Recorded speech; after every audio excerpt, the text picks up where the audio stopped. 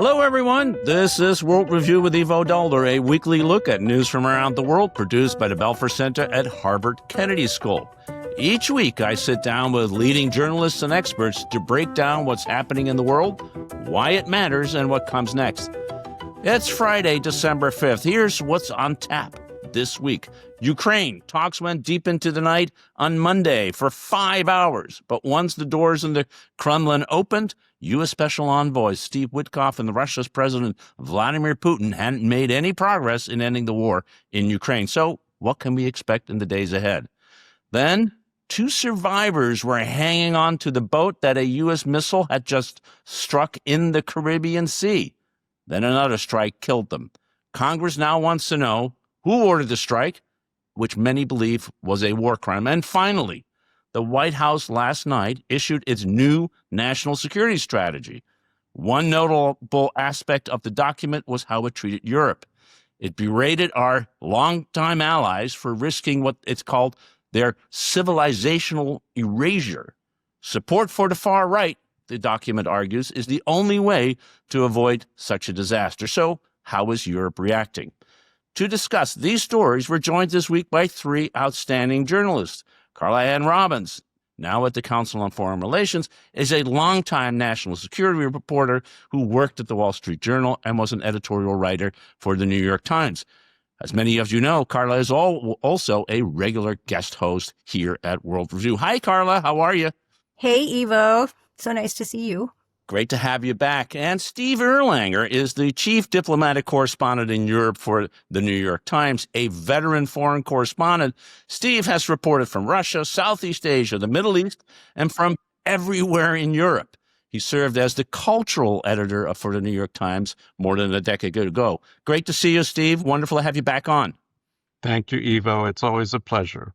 And Matt Kaminski, who was the editor-at-large at Politico, is a Polish-born journalist with an extensive career at Politico. He was founding editor of Politico Europe and served as editor-in-chief of Politico for 5 years and is now writing as much as he can about global affairs. Hey, Matt, great to see you again. Good to be here, Ivo. Matt, let's start with you today. Another chaotic week in the quest for peace in Ukraine. Following a weekend of talks in Miami with the Ukrainians, on Monday, Steve Witkoff and Jared Kushner flew to Moscow for talks with President Putin. They strolled through Moscow, had lunch at a swanky restaurant, and then, like always happens when Putin meets with foreigners, they had to wait for another 3 hours to get to meet with the president. The talks went deep into the night. They lasted 5 hours. So what came out of these conversations, Matt, and where do you see this going? Donald Trump promised to end the war in 1 day, but it's really turning out to be more like a Groundhog Day exercise in diplomacy for him here. And I think there's a misalignment in that they're trying to take what they did in Gaza and graft it on to the Ukrainian-Russian conflict. But unlike in Gaza, you don't have a defeated enemy you don't have a defeated country in Ukraine, nor is it the enemy, at least in theory, of the United States. And you have the Europeans, the Ukrainians who have very different views about what they want the outcome to be. The reason why this did not work out is because Vladimir Putin does not want to end this conflict. It is something that serves his political interests at home. It lets him repress without any consequences. It lets him now run a wartime economy. And he may even think he's winning, but he is certainly winning on the global stage. And that is thanks to a big helping hand from the Trump administration. They have played Trump, I think, very well because Russia appeals to the Trump administration because it is a big power. And it is a power where they see a lot of potential business deals. There's a great story in the Wall Street Journal last week about how there are already secret talks between Trump-affiliated executives and the Russians to kind of go in there and get ahead of the Europeans. It also has been a win for Putin because he has now really short-circuited the efforts on Capitol Hill here in Washington, where I am, to get a stricter sanctions package passed, and it is really dividing the U.S. and Europe on the critical issue in the transatlantic relationship. I think there's one last point about this. I really do not believe that Donald Trump has an ideology when it comes to foreign affairs, nor does he have a set view on Ukraine. But there are, besides the commercial imperatives here of trying to make a deal with Russia, I think the other overlooked dynamic, and we'll get to this later in the show, is that the Trump people really dislike the Europeans. They really dislike the EU, see it as a liberal construct, something that needs to be defeated. And that is why they are not really, they're certainly not arm in arm with the Europeans on the best approach to Ukraine. The good news out of this week is that we didn't get a terrible deal for the Ukrainians, and there are things to fight for, and the Ukrainians have been quite savvy.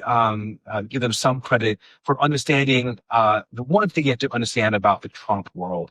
One, views change within 10 minutes because it depends on one man.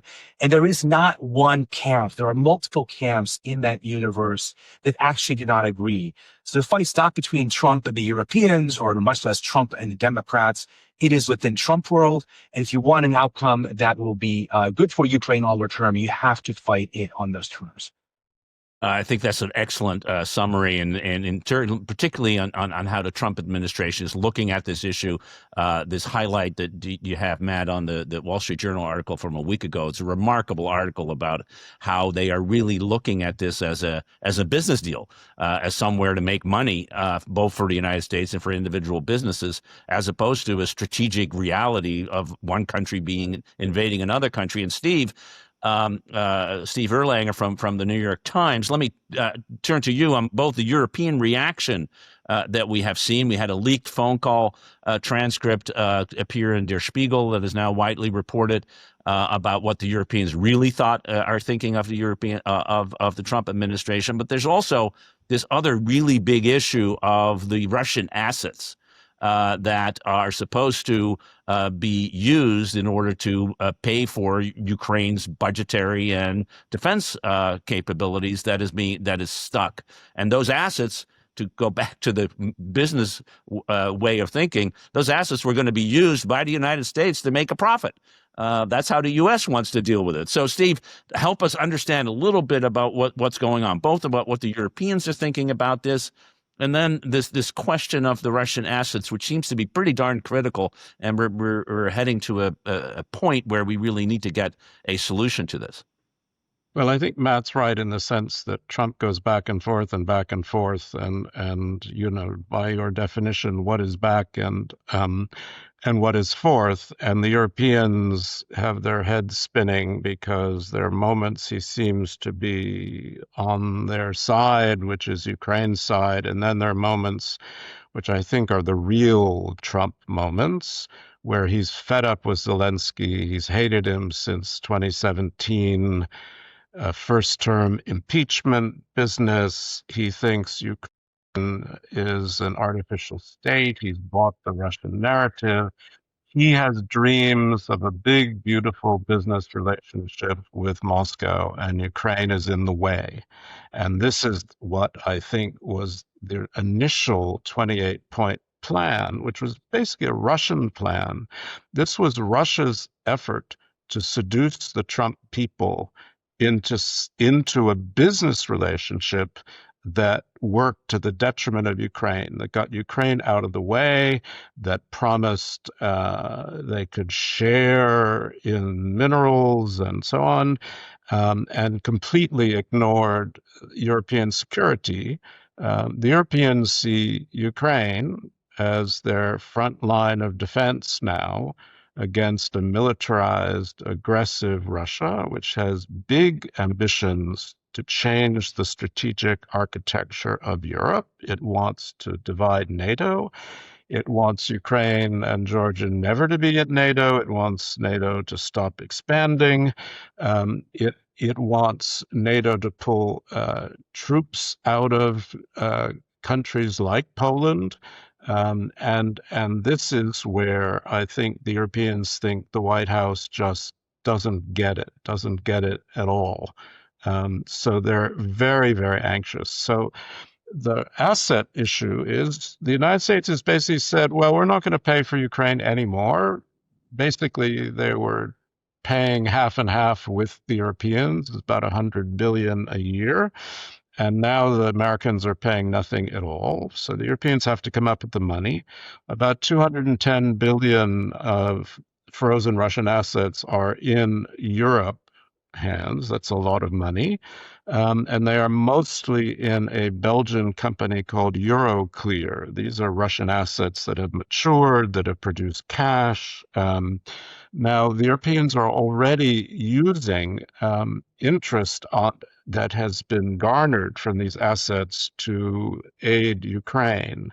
But given the big demand for money, as I said, 100 billion a year, 50 billion of which is for the military, the Europeans are trying to figure out a way to use the assets to build a big reparations loan, they call it, of about 90 to 100 billion euros to help Ukraine over the next 2 years. The problem with all this is the assets are Russian, and not just the European Central Bank, but a lot of finance ministers, let alone the Belgians themselves, think this is a very, very bad precedent. It will undermine European financial credibility. It could undermine the euro. It could put Belgium and Europe really on the hook if the war somehow ends nicely and Russia wants its money back. Who's going to pay the money back? So the Europeans really have no choice. I think they're going to try to shove it down Belgium's throat anyway. The German Chancellor Friedrich Merz is in Belgium today to talk to the Belgian Prime Minister, and I think Europe will figure out something, but they need to do so by the time of the next European summit, which is in mid-December. So it's really complicated. I'm sorry to go on for so long, but it is crucial because Ukraine needs money, and Europe needs to provide it because the White House doesn't care. No, I think it's very crucial, Steve, to explain this because the reality is, without money, Ukraine cannot continue to fight this war, and if it can't continue to fight this war, it then will have to sue for the kind of peace agreement that the Trump administration is trying to get Ukraine to sign up to. And so, the only leverage, frankly, that the Europeans right now have is this money. This money that's sitting there in order to pay for the budget. Because, of course, the Ukrainian economy has now become a war economy, and it's not generating a large number of revenue. So you need to do it for healthcare and all the other things that need to be done, and of course for the military. It's remarkably important. Carla Robbins of the Council on Foreign Relations. Let me come to you and sort of on this issue of how the administration is trying to turn what is, in many ways, the biggest, largest military operation in Europe since 1945 into something that is more akin to a business deal. And it's part of both who is negotiating. These are two real estate guys, Steve Witkoff and Jared Kushner, who were the ones negotiating in Moscow with Vladimir Putin, he may have owns a lot of real estate, but he's not a real estate guy. He's a strategic player, and so how do you think they are going to resolve this, or how are they going to push this one through to have economic benefits, and then in some ways also have a strategic outcome that works for everyone? Well, it's really hard to imagine. I mean, Matt mentioned Gaza. I mean, I think why they think everything is a real estate deal is because Trump is a real estate guy. He's not a geopolitical analyst. He's an accidental president. And I think that, he gets played as much as he plays anybody else, probably gets played a lot more than that. Remember, he went to North Korea and tried to sell them on peace as a real estate deal, too. And I think, Zelensky also played him as well. Ultimately, they cut that deal with Zelensky, such as it was, on mineral rights, which may or may not exist below Ukraine, for which there would have to be peace before they could ever harvest it. So everybody's playing everybody on deals that don't actually ever seem to come come there. What was incredibly shameful about this 28-point plan was that it had absolutely nothing to do with peace. It had to do with making money for the United States, the same way they need money so they can buy U.S. weapons. I don't see a way out here other than the only good news, if there is potentially for Ukraine, is that Trump is a very impatient man. And he seems to think that Putin ultimately is his friend and will do what he wants. And as much as he wants to make billions of dollars, he also wants a peace prize and he wants a deal. He wants to be able to pull this off quickly. And he tends to get really pissed off at at Putin when it doesn't come through quickly. So he may, be sitting there thinking, I want billions, but I also want my peace prize, and that may save Ukraine one more time in a sort of perils of Pauline way. So, Matt, it seems to me that the fundamental problem here is that what the Trump administration wants is a deal that Ukraine and Russia can sign up to, but there is no deal that Ukraine and Russia are willing to sign up to, and that you can't force that no matter how much you want it unless one side says cries uncle and the other side is willing to live with it. I think if you think about, again, Trump, it's all about Trump psychology and not about strategy. There is no team of advisors you can appeal to. There are competing groups. And the good thing is it's all playing out in the open. So we're seeing it live. It's kind of ugly to see it live, but it's probably better than the alternative if it was truly playing out of sight.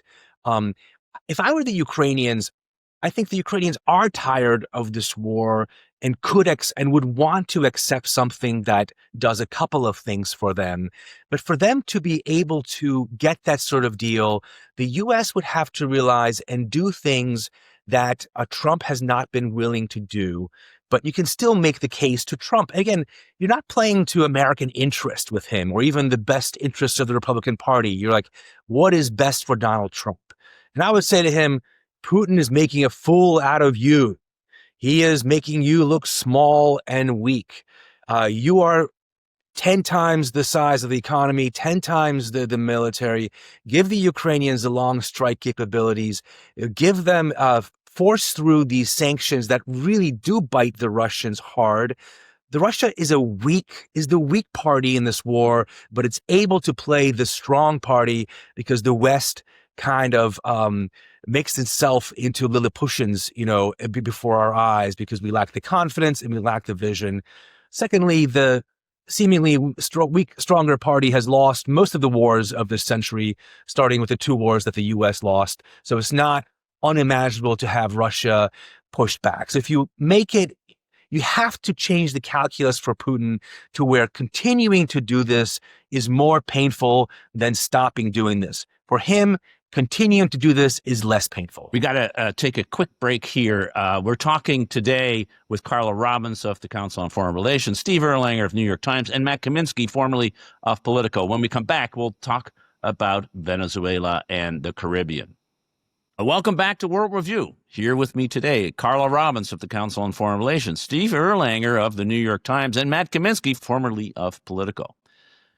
So let's move on from Ukraine, Carla, and talk about what is happening in the Western Hemisphere. You've followed the U.S. military for a long time. You know Central and South America well. You started your reporting career there, and it's been one amazing week. Let's start with the issue no one can stop talking about, the strikes on September 2nd against the first boat crossing the Caribbean that was allegedly carrying large quantities of drugs. The Washington Post reported that Secretary of Defense Pete Hegseth ordered the military to launch a second strike when it appeared the first one had left 2 survivors. Many have called this a war crime.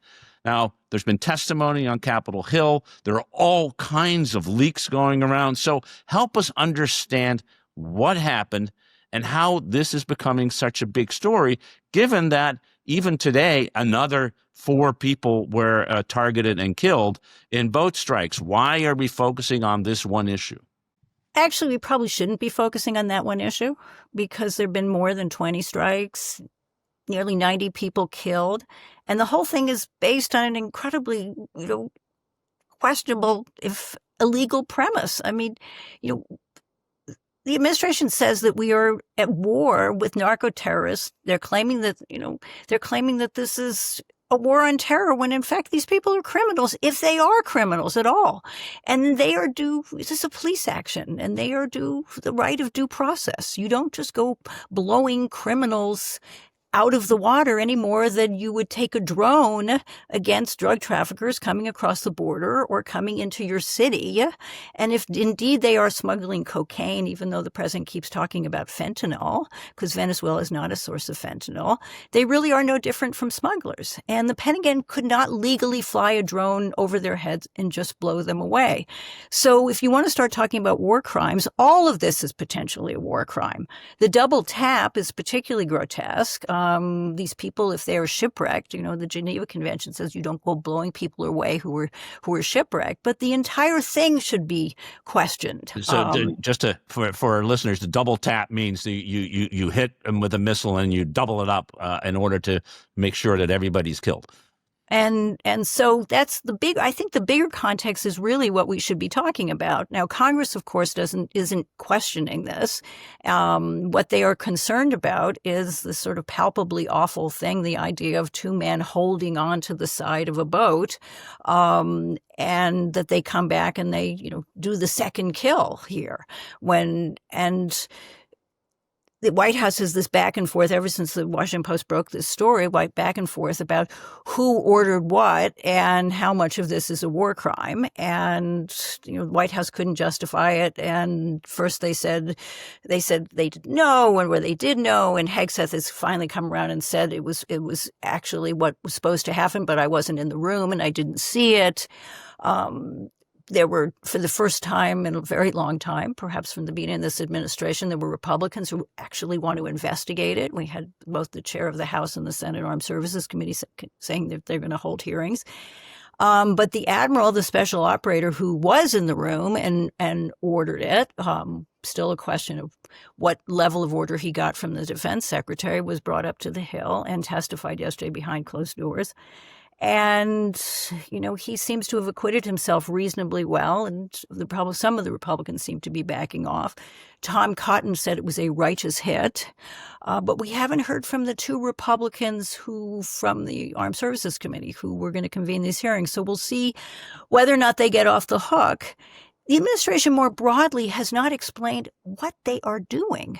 What is the justification for this? There's no fentanyl. This isn't a major threat. Venezuela has never been a major source of drugs. And are they planning on ousting Maduro? There are all these bigger strategic questions which have not been examined, but it has all come down to this very, visible, incredibly moving question of whether you're just killing two people, holding onto the side of boats, but we have no absolute strategic explanation of what they're doing and why we have an enormous carrier group floating around in the Caribbean. Yeah, no, Carl, let us then take that question, Matt, because I think you are raising the right question. We're focusing on a very unfortunate circumstance and potentially even a war crime with regard to these two individuals. But in the meantime, we have the largest military concentration of U.S. forces in the Caribbean since the Cuban Missile Crisis. We have constant threats, including the closing of the airspace above Venezuela, about the possibility of land strikes against Venezuela. And the question is, at the same time that he's making a deal with Maduro to repatriate people to Venezuela. That's the big question. What is the strategy here, Matt Kaminski? Your thought on sort of what do you think we're about here? Is this about just demonstrating we're powerful, or what do you think? Again, I think strategy is the wrong word, Ivo. This is not a word that is being used in the White House. This is about psychology, not about strategy, and it's above all about domestic politics. Foreign policy is always an extension of domestic politics, but like everything in the Trump era, to use that famous line from Spinal Tap, it goes up to 11. You're kind of turning up the volume, and it's sort of a caricatured version of actually what it would seem otherwise. Trump has decided a couple of things. One, he needs an enemy. The terrorists in the Middle East aren't convenient anymore. They're actually building your AI data centers. So you've got the Latinos who are bringing up the drugs. We're also invading your country. That's convenient thing number one. Number two, it's someone you can beat up on nearby that isn't China, which you can't, it turns out, beat up on very well, nor Russia, which you don't want to beat up on because you happen to maybe like the guy who runs it. So Maduro's a convenient enemy. And I think it kind of scores domestic points. The problem with not having a strategy is there are a lot of unforeseen consequences. I mean, I didn't think, the admiral who runs special operations, this is not great for his career, obviously. And Hegseth did try and throw him under the bus, saying, hey, it wasn't me who ordered this. And it was the guy who made the call. And there are I think the Washington Post that broke the story, that story may not be entirely what it seemed initially, because that was an attempt to pin this on Hegseth. But it is potentially a war crime, and there are very clear rules about no quarter. But the bigger picture here is every day this is a reality TV show. We had the Donald J. Trump Institute of Peace ceremony last night in Washington, where I am. Today it's Venezuela. Day after it's something else. And I don't think, to the larger point, they have thought, much less 2 weeks or 2 months ahead, even 2 days ahead, what they're going to do with Venezuela. And I think it really depends on what one man is feeling that day and how it might fit into what's going on domestically. So that can I say one Carla, other go. thing? Yeah. Matt raised a really important point here, which is they are alienating their top military officers in every day in every way, and not just this question of whether they're throwing the admiral who was very well respected admiral in special operations on the bus. We also learned from the Wall Street Journal reporting that the admiral who was the commander of Southcom, who quit, was forced out. He said he stepped down, but was forced out by Hegseth because of a fundamental disagreement about the rightness of this policy. And yes, they've been purging all sorts of people, but there's a huge alienation that's developing among top military leaders, and the civil-military divide is getting wider and wider and wider, and that's extremely dangerous from a national security point of view, from all sorts of levels there.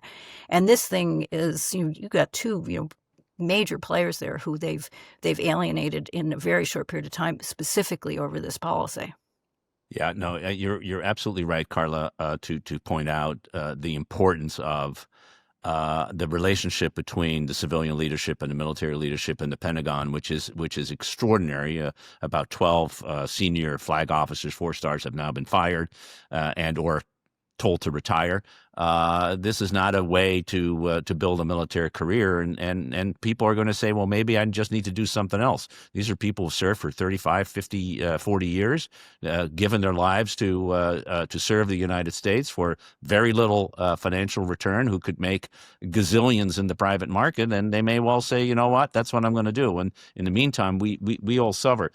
Steve, before we move on, I do want to come to you, because I think Matt's right that there is no strategy. This is a reality show, but the rest of the world needs to live with it, and they need to figure out how to deal with it. So, Steve Erlanger, at the New York Times, when you're in Berlin, when you go around Europe and talking to people about this particular set of issues, both the boat strikes, the issue of Venezuela writ large, the elevation of drugs, and we'll come to immigration later, but of drugs as sort of a strategic threat to the United States.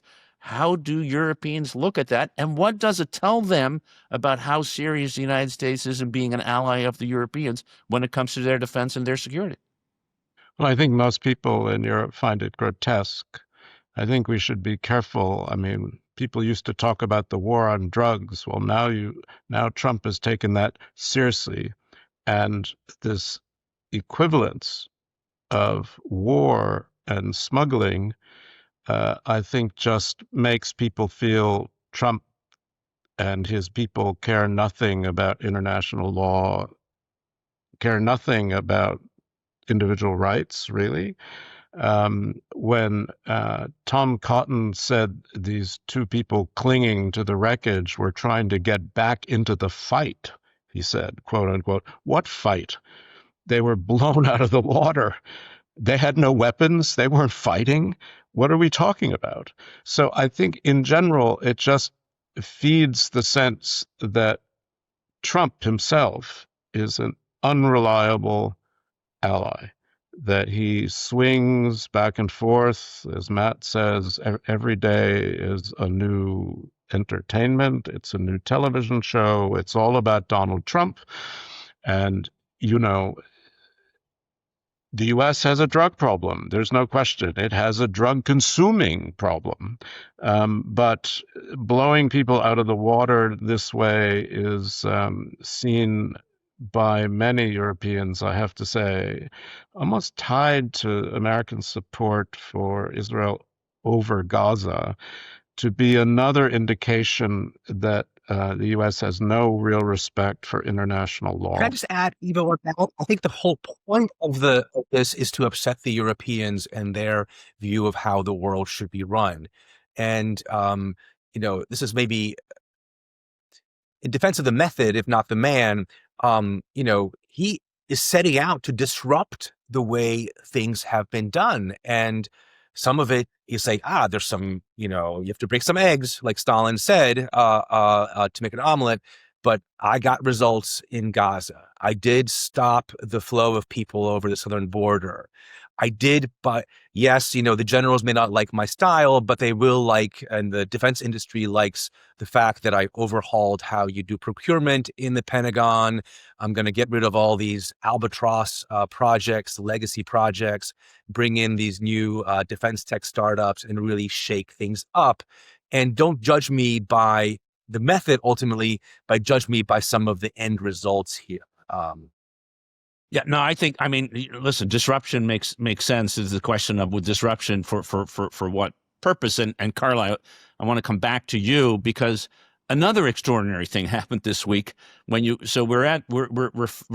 blowing boats out of the water because they're bringing drugs to the United States, bringing cocaine to the United States.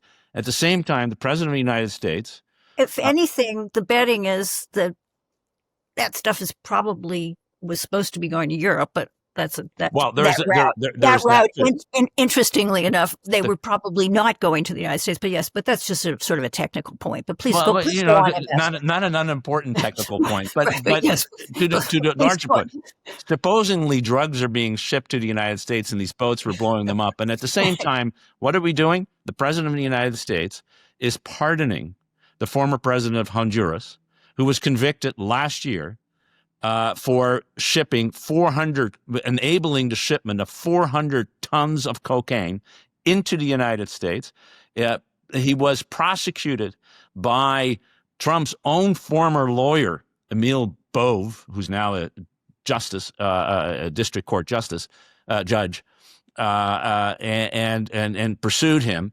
And this guy gets a pardon and gets released from 45-year jail term that he had in a U.S. court, convicted by a jury, perhaps not of his peers because he was, after all, a Honduran president, but certainly by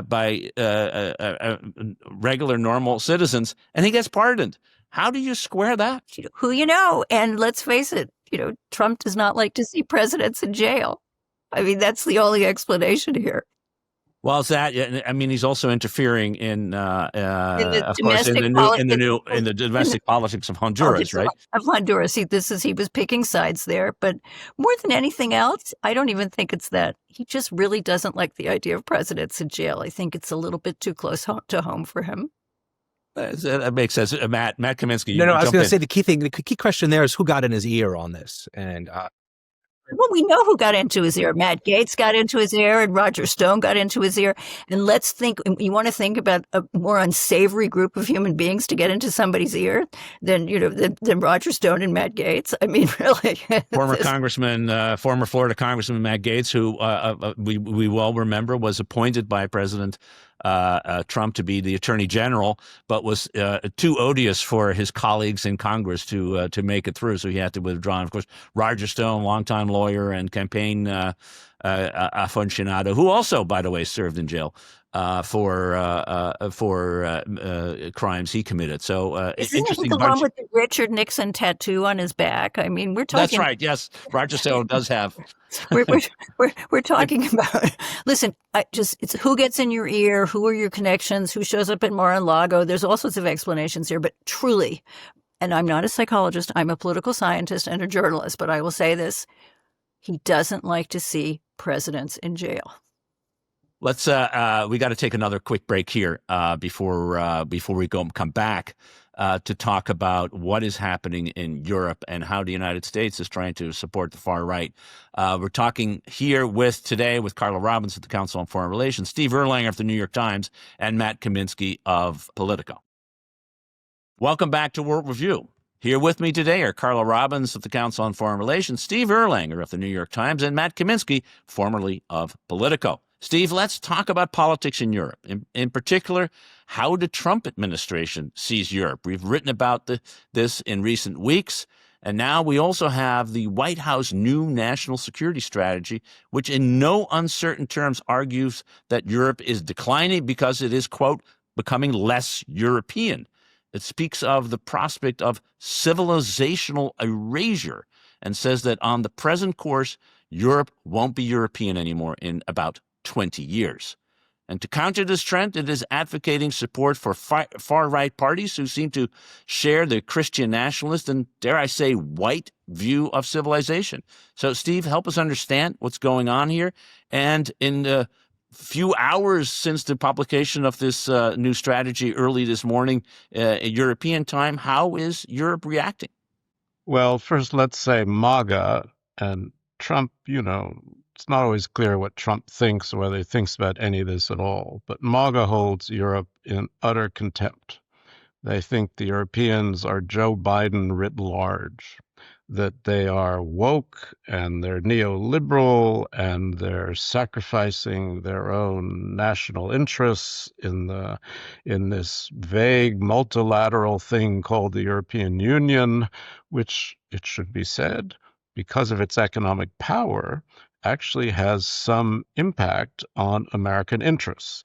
Now, MAGA, and this started with Vice President J.D. Vance in Munich about a year ago at the Munich Security Conference when he surprised everyone by giving a speech basically saying these same things, that European democracies were harming themselves, one by restricting abusive speech by far-right parties, by migration, uncontrolled migration, by too much consideration for Islam, which the MAGA people feel is not really a European religion. They are insisting that the United States needs civilizational allies, as they call them, and that European center-right and center-left governments are damaging this alliance to the extent they're damaging American interests by diluting their societies, by diluting their traditional Judeo-Christian values through open migration and too much openness toward migrants and especially Islam. Now, to me, it's a pretty minority view for most Americans. I think most Americans like Europe and they like NATO, but this is part of this MAGA love for traditional societies, or at least who claim to be traditional, like Putin in Russia, who always says we're the third Rome. We believe in traditional marriage and sex roles. We don't believe in gender bending. We think this is weakening our nations. And then on top of that, there is an appeal toward European nationalism, European patriotism for each country, which is very much aimed at the European Union, at dividing this great post-war experiment of shared sovereignty, which most Europeans feel has protected the continent and pretty much solved the French-German question for a long time, together with NATO. So it is a very bizarre document. It is very much Vance's view and the view of some people inside the State Department. I wrote a story about MAGA looking for regime change in Europe because they have openly interfered in European elections, not like the Russians who've done so secretly. But Vance supported the anti-constitutionalist party in Germany, the Alternative for Germany. During the parliamentary elections, Friedrich Merz, who won them and is chancellor, remains furious because he feels his vote total was hurt by Vance's support for the AfD. They have openly supported law and justice candidate in the Polish presidential election, a man called Nawrocki, who was welcomed into the Oval Office by Trump during the campaign. Kristi Noem, the Secretary for Homeland Security, went to Poland and openly supported Nawrocki during the campaign against the interests and desires of Donald Tusk, who was the elected prime minister. They support Marine Le Pen in France. They have objected to French court decisions that have limited her political role. They have objected to Romanian court decisions. They favor Nigel Farage in Britain. There's no question they are pushing far-right parties that they think are their allies and who believe in the same kind of very traditional values. And European responses have been, as you might imagine, quite appalled. They find it patronizing and, frankly, none of America's business. And it just adds to the deepening sense of estrangement that America is abandoning Europe, and Europe needs to do a much better job pretty damn quickly to prepare for its own defense, and not just security terms, but in civilizational and political terms as well. It's remarkable when you think about it, Matt. You for years, of course, reported from Europe. You grew up in part in Europe, in Poland.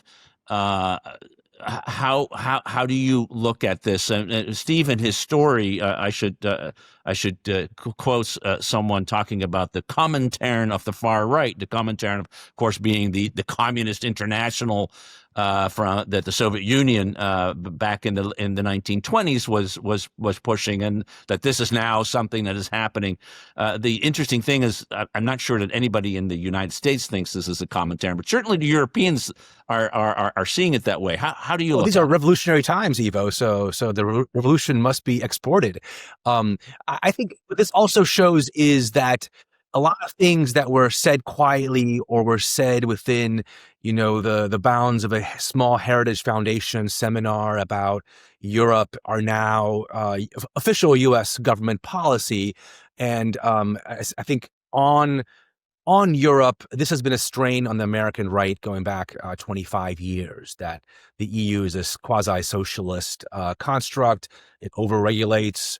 The danger from the immigration from the Muslim world, how that's sort of weakening the civilizational bonds, and that is being voiced here. The only check I would sort of say on thinking this is going to be the the law in terms of American policy toward Europe is that America does have so many interests in European prosperity with Europe in security terms. It is still by far our biggest commercial partner.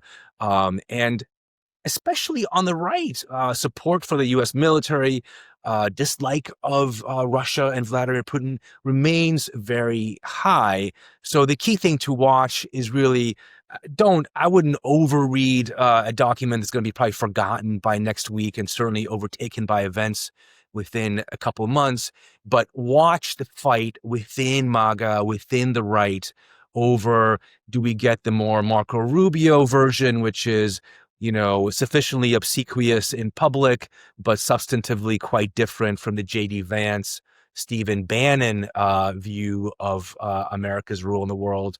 And in this sense, Europe is a proxy for that. So, Carla, I think that what Matt argues, that there are differences within the Republican and within the right between, frankly, the more traditional conservative Republicans who are very anti-Russia, very pro-NATO, and yes, they may share the same views on the EU and European weakness, but are now looking at a Europe that's increasing its military spending at levels that we haven't seen since the Cold War. Frankly, do you and as you mentioned earlier on, you were seeing some Republicans on Capitol Hill starting to question the way the administration is directing, in this case on this boat strike. But do you see an emergence here of actually a debate? Because I think, as Steve Erlanger rightly said, this is a very small minority view of the Europeans. Most Americans are very pro-Europeans. In fact, Chicago Council on Global Affairs, that I used to be part of, in their latest poll showed that support for alliances in general and NATO in particular is now higher than it's ever been. And so the public is not where MAGA and a stream of MAGA is. So how do you think this may play out politically? There's several questions in there. Let's just, on the sheer polling thing, as I tell my students, salience is what matters. I mean, Americans may not agree with the president on that, but are they going to vote on it? Are they going to vote on his positions on Europe? They may not agree, but I don't think it's a politically salient issue. So we'll put that aside for a moment. You've got two splits here in the Republican Party. You've got the internationalist versus the inward-looking one, and then you've got what I consider, in many ways, probably a deeper and probably more relevant one, which is the MAGA versus America First split, the Marjorie Taylor Greene split versus the Trump split. I'm from a personal one, and I can say this as a former editorial writer, from a personal one, I am, rooting for the internationalist wing. Will Wicker, Will Rogers, will Mitch McConnell, will these people all get up and say, we have to back Ukraine? I'm really, really furious that you pulled the troops out of Romania and you didn't tell us, because, that Wicker's fury didn't just begin with the double strike. I mean, they were really pissed off about these troops in Ukraine. They've been really angry that they haven't been briefed on the National Defense Strategy. They have a whole list of things that they're really angry about and that we're suddenly speaking about.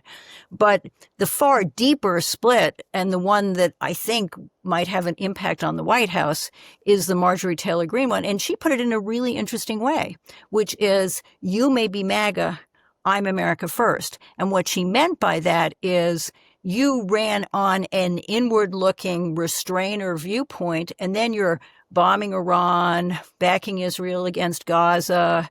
You're far more engaged in the world president than you claimed you were going to be, and far more engaged in the world president than that national security strategy sounds like.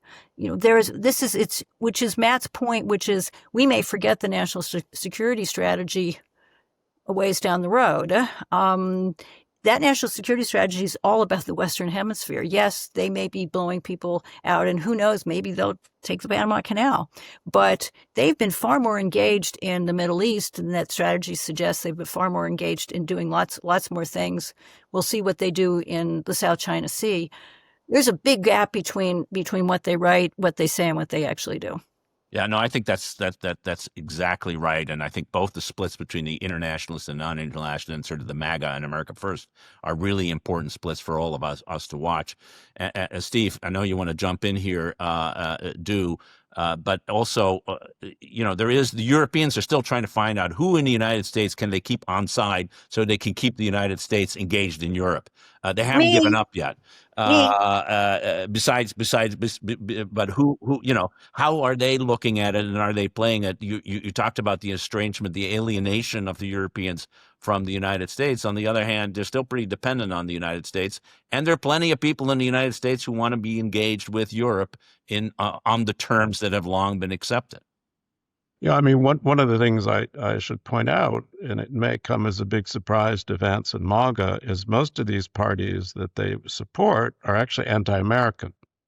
I mean, they're not particularly interested in having this great relationship with the United States. They don't like the the Ukraine war, but they also don't like American imperialism stroke colonialism. I mean, if you want people to be patriots, that doesn't mean they necessarily love Washington. So this is worth reminding people. And of course, the That far includes right. That includes, Steve, American business, and in particular, including the big tech companies, who, of course, have been the leading lights of the push Yeah, internationally. I mean, partly because they hate European regulation of the digital space. That's one of the reasons they give money to Trump, right? But in a general way, there is this very strong feeling. I mean, the Germans were talking, I was talking the other day, there's been two Zeitenwendes, two big epochal shifts. One was with the Russian invasion of Ukraine, when Germany decided suddenly it needed to spend 200 billion euros, massive amount, on its own defense because it felt defenseless. But the second Zeitenwende has been the turning away from the transatlantic relationship of the Trump White House. This has been an epochal shift, they think. It may not outlast Trump. We don't know who's going to be the next president. I mean, it could be Vance, it could be Rubio, it could be a Democrat. We don't know. But there is this very strong sense that in NATO, I mean, I just met the new NATO commander, General Brinkovich. I mean, he tries to be very reassuring. He says only 3,000 American troops have been pulled out of Europe. We still have 79,000 American troops there, and we're very much invested in European defense, et cetera, et cetera. But the commander in chief is unpredictable. That's the whole point. And Trump could order half of these troops out tomorrow, and it may take a long time. It may not happen. It's just people feel they cannot anymore rely on the United States as a dependable ally. Now the Europeans have been complacent about this for a really long time, but this and the national strategy and everything else it's really shaking people. And I mean, and when people get shaken, sometimes they become less bold and brave. But there's no question, as you said earlier, the Europeans are spending much more on defense than they have traditionally. They will spend a great deal more in the next few years. They could probably defend themselves pretty well right now if push came to shove. I mean, but the point is to try to keep the Americans in as much as possible, because Europe needs American satellite intelligence, American missiles, long strike capabilities. We've been through this before. There are strategic capabilities that the United States reserved to itself and that the Europeans do not have. And Ivo, as a former ambassador to NATO, you understand these things very, very well. Well, no, I mean, it's certainly true that, in fact, the United States discouraged the Europeans from acquiring these capabilities. But what they are finding now in Europe is that those capabilities may just disappear. It's happening already. The aircraft carrier Gerald Ford was redeployed to the Caribbean. It was there in Europe for European defense. ISR, intelligence, surveillance, and reconnaissance, drones, and other capabilities are being redeployed to the Caribbean. And that has a direct impact on security in Europe. Matt, last word. I think the Europeans' problem is actually not Trump; it's Europe itself. And you can complain about what they say in this document, and you can also acknowledge that half of it is true. Europe's lack of growth this century has basically made it geopolitically irrelevant. It is now 2/3 the size of the U.S., having been equal to the U.S. in economic terms only 15 years ago. It has no deep strike capabilities, very limited intelligence. It's been happy to not spend money on the military over the last 30 years. And even the money that it is spending now, I think it's an open question how much of that German defense spending boost is going into, soldier salaries and better, nurseries for their kids, and how much is it going into actual capabilities. And I actually worry longer term more about Europe than I would about the US, because this is the reality now. And the reality around the corner is that within 3 years, we could have Germany, France, and the UK led by pro-Russian, anti-American, by the way, parties and leaders. And that was a true threat to Europe, not, the noise coming out of Washington every third day on Europe that they are offended by. No, I think that is a well stated point. There is a lot of internal look that Europe needs to take. Unfortunately, we have to leave it here. A fantastic conversation. I want to thank Carla Robbins of the Council on Foreign Relations, Steve Erlanger of the New York Times, and Matt Kaminski, formerly of Politico. Terrific insights. Looking forward to having you back on soon. And thank you for listening. This is World Review with Ivo Dolder, a Belfer Center for Science and International Affairs podcast from Harvard's Kennedy School. This week's episode was produced by Tectonic Video. This is Ivo Dolder. We'll be back next week with another edition of World Review. Have a grand week, everyone.